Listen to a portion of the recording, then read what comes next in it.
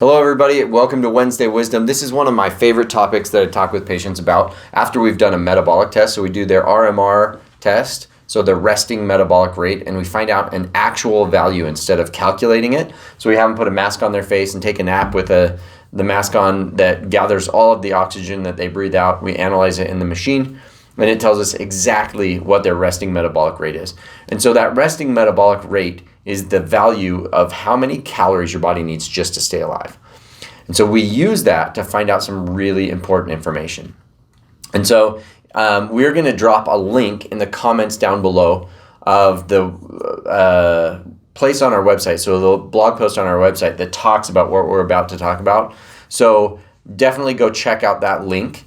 But we use this metabolic testing to give us all of the values that we need to do the program that we talk about in that blog post. And so I'll go over a brief overview of it. It's my calorie budget Tetris.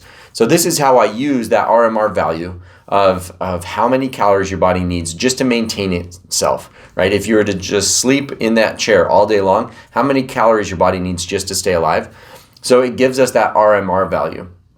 So let's say your RMR came in at 1,800 calories, right? So if you have 1,800 calories, what am I supposed to do with that? It just depends on what your goals are. So we'll go over a couple of different scenarios. Let's say your goal is to lose some weight. You want to decrease your body weight, which is essentially we're decreasing our reserve of stored fat.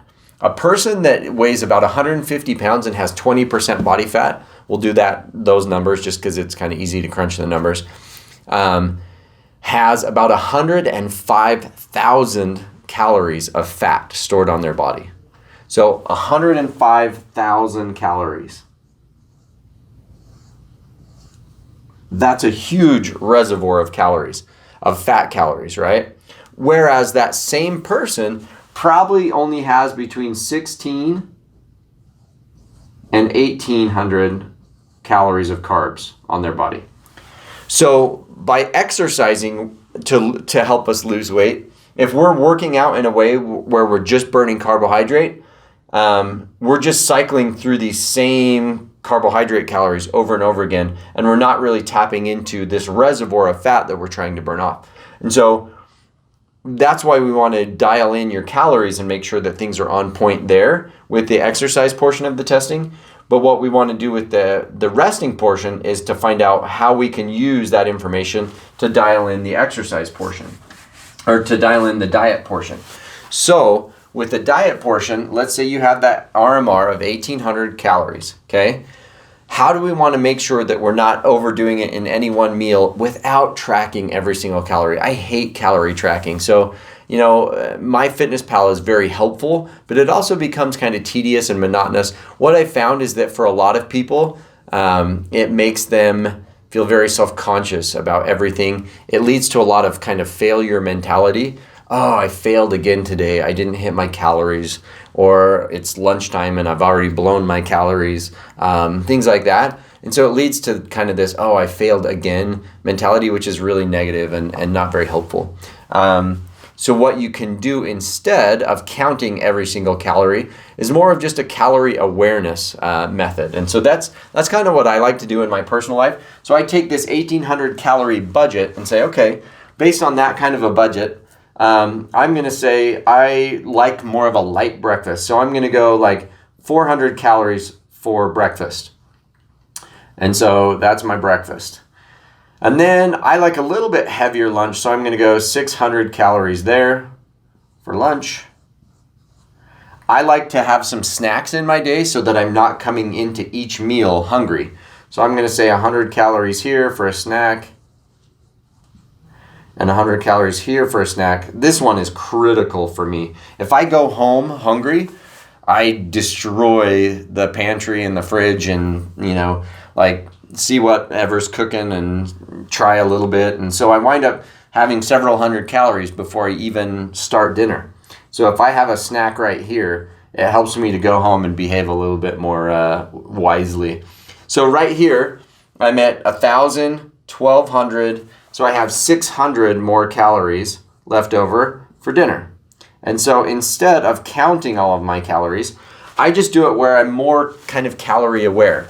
I take a look at what I'm eating. I definitely like to look at labels and things so that I'm aware of what I'm eating. I just don't have to track and count every single thing. So I can look at it and go, okay, I chose this, and this, and that's about this many calories, right? That's about 400 calories. So I'm fine, I can forget that meal. So that's where it becomes my calorie Tetris, is once those building blocks fit together, that line disappears, just like in Tetris, right? When you fit the blocks together, that line disappears. Once I get the building blocks that equal about that 400, I can forget about it and that can disappear.